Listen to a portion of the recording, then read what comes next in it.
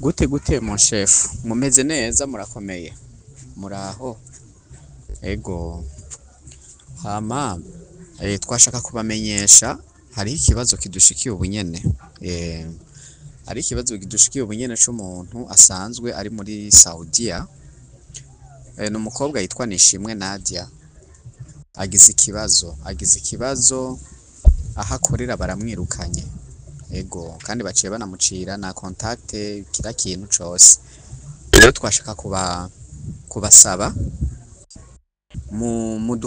mudufashe mwoba mugize neza cane, ego mudufashe murabe ukungene n'ukuri mwosova iki kibazo ciwe tukumva uko bimeze.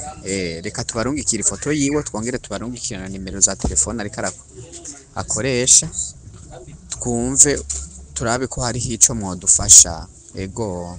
Muri no misi hariho ingorane ziriko ziraduka zo gucura abakozi giturumbuka. Mw'iyi misi ndabibonye ku bantu atari bakeya kandi sindamenya impamvu.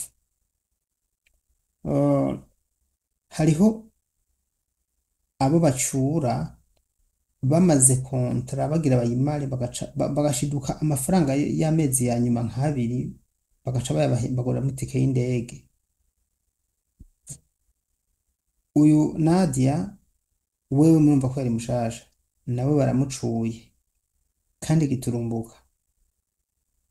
Bino bintu nagomba nababwire ko jewe ata kintu nobikorako, kuko iyo umubose wawe akoze ibintu nk'ibi sauf muba mwanyuranije kubera barya abantu usanga bafise vya bintu vyo mu nzu vyabo vy'imizimu, wowe ukahaza uri umukristo bakagutanga bikanka.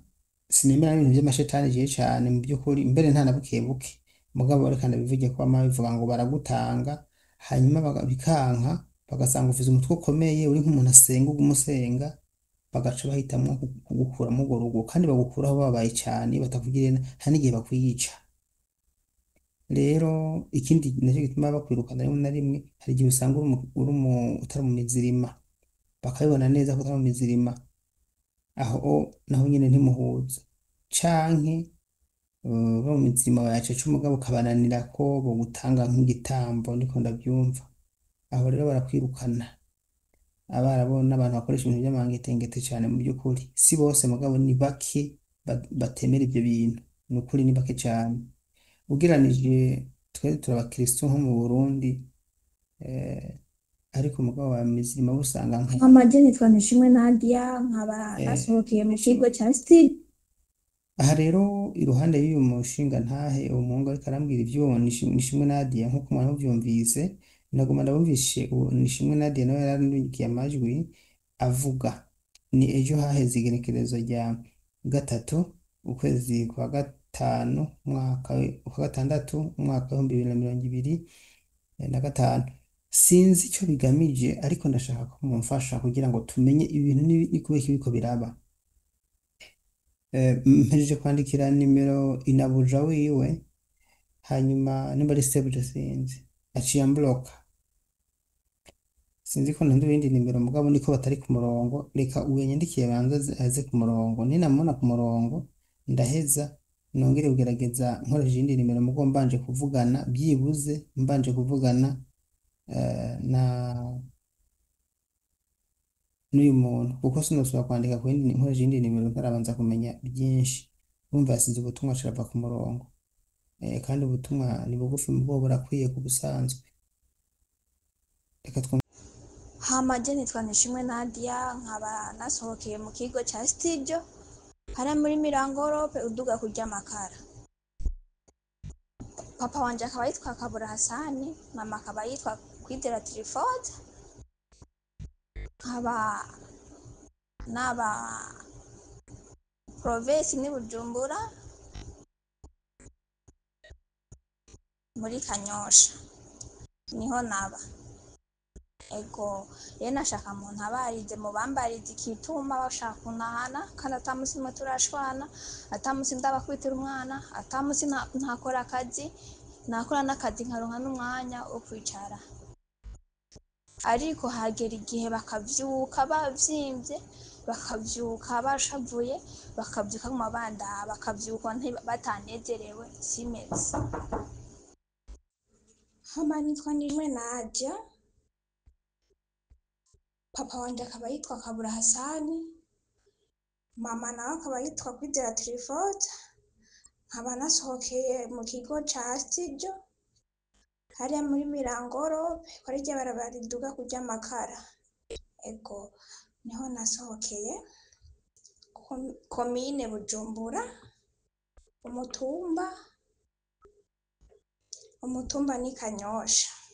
Umutumba ni Kanyosha naho nasohokeye. Hama je ikibazo ciwanje bagira bantahane, kandi sinzi igitumye agira bantahane. Nta musi nari bwashwanire umubosi, nta musi n'umwe bari bampuke ngo ndabishure, nta musi n'umwe ntakora akazi, nta musi n'umwe ndabakubitira umwana. Nta kibazo jewe mbona cotuma ntaha. Rero sinzi ikosa noba nakoze, ndasavye muntabarize, mumbarize ikibazo coba kihari n'ikosa noba nakoze ryotuma ntaha, kuko je ndacashaka akazi kandi kontra yanje ntirahera. Sinzi rero nimba ko mwonsabira bakantwara kuri ofisi, hama abo kuri ofisi bakatwumviriza, hama bakandonderera akandi kazi. Nimba badashaka ko ndabakorera, bandonderera akandi kazi. hano hantu rero ndafise akantu mbwira abantu munkurikira.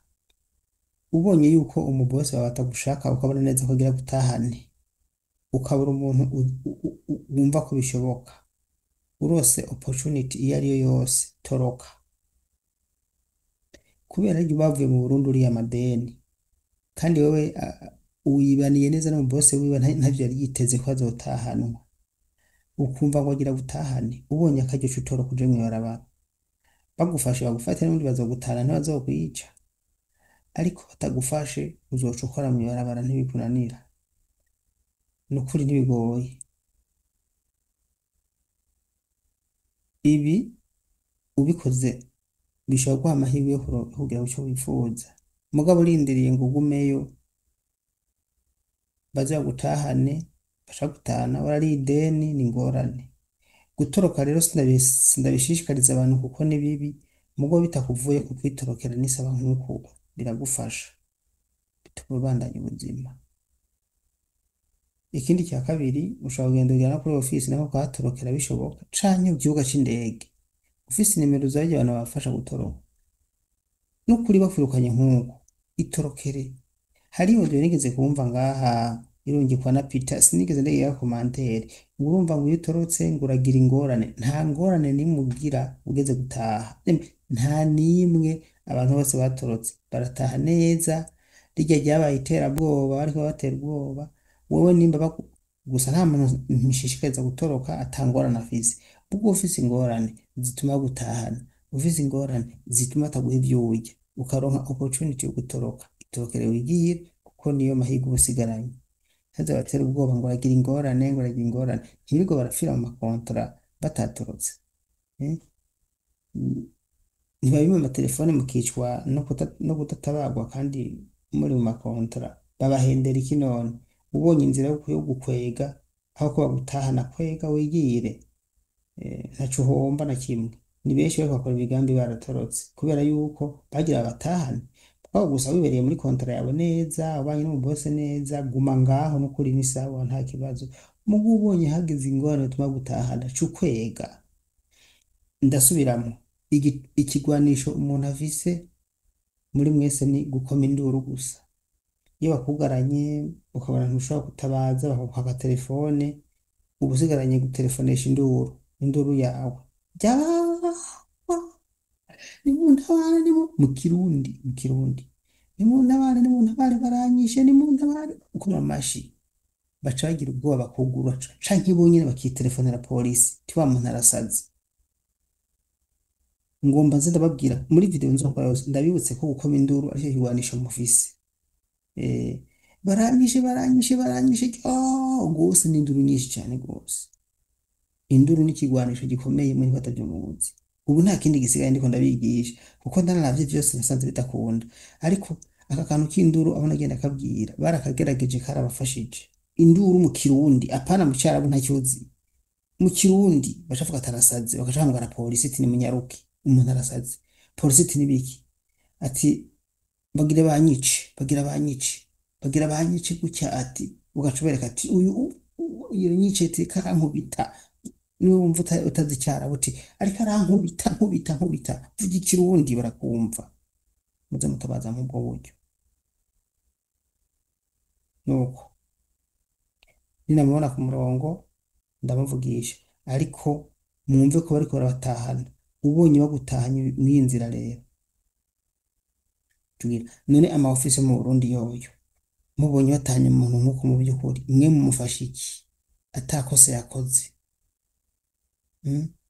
ntimwovyanka akaguma muri Arabia basi mukamurondera iyindi nzu ikindi kintu zamukora akazi mwisigariza hari igihe umwe arababona ahuzanye ugashobora akazi gose ugakamara akabona nta kazi ukihafise agaca yumvira gusubiza inyuma ko yarabonye ko inzu warayeresheje bajya n'ibijuju ntibimvira ko hazongera gucafura zamukora akazi mwisigariza ntimuze murakamara mukoze